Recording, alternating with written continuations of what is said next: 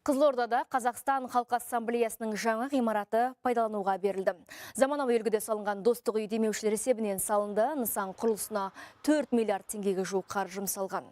Қала сәулетіне көрік беретін ғимаратта түрлі шараларды өткізуге арналған 200 орындық концерт залы бар.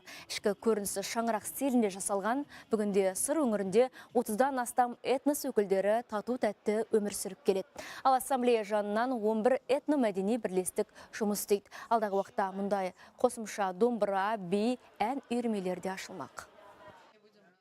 Алталаштың анасы атанған Сыр өңірінде үлкен ғимарат ашылып жатыр. Бұл тек этномәдени бірлестіктердің жұмысы емес, жастарды да әртүрлі бағыттағы жобаларды іске асыратын үлкен ғимарат болып табылады. Алдағы уақытта да қайырымдылық, патриоттық түрлі шараларды, осы тың идеяларды осы жаңа достық үйінде іске асырамыз деген ойдамыз.